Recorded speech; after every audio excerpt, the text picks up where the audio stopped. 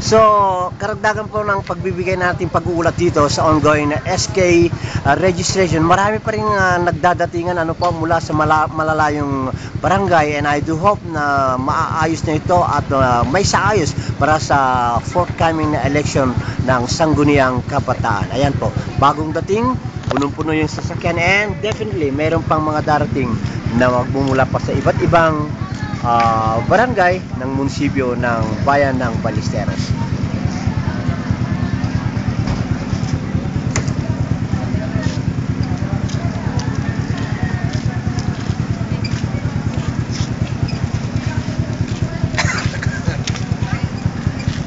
Ulitin natin, ang nakikita natin sa ating camera ay hindi lang yung mga below 18. Meron din yung mga above 18 na maaaring magre-renew ng kanilang old registration for the forthcoming barangay election, as well as yung mga below 18 naman, halo-halo na po itong nakalinya rito, ay magre-register din para sa SK election. Yan po ang situation natin as of, anong oras na dyan? Ayan. So makikita natin talagang dagsaan po ang ating mga kababayan, mostly below 18 years old for the SK, and then yung above 18 for the renewal ng kanilang registration para sila ay mapayagang qualified voters sa mga susunod na elections. Ganyan po ang situation dito ngayon sa harapan mismo ng COMELEC office ng bayan ng Ballesteros, Cagayan, nitong ikasyam ng buwan ng Agosto taong 2010.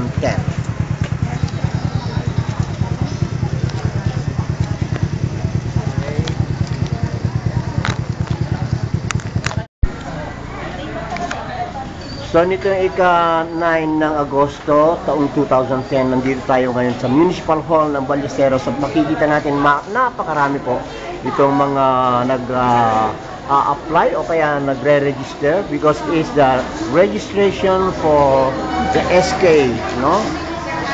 Yan, tututukan po natin, napakarami at nagdadagsan Monday na Monday, and it's the 9th day of the month of August at tuloy pa rin ang ating registration po ito, no? Ng SK. Marunong bang magsalita yan? Okay, ito yung mga nag-register for the SK, forthcoming SK election. Kita nyo po, mahaba ang pila, no? Ang location po natin ay nandito tayo ngayon sa may COMELEC office at talagang punong-puno, no?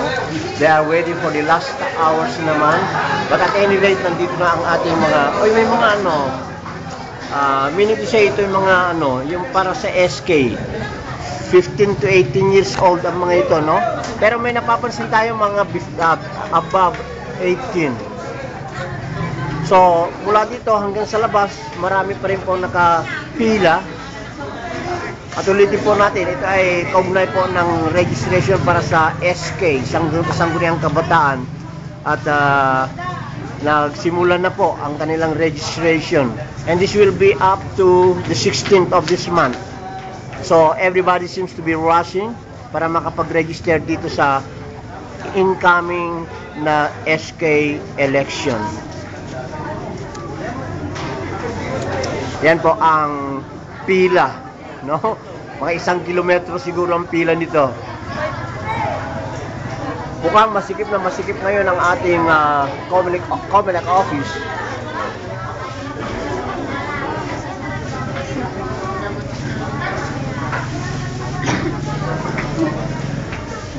Kinukunan po natin ng situation na itong ongoing registration. Ano yung tinitignan? Yan, yung hindi alam kung ano ang weight nila, no? Pero may conversion dito, no? For reference.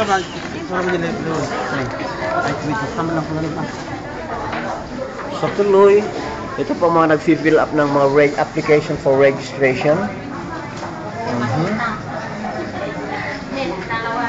Ulitin po natin, ito ay kaugnay po nitong registration for SK.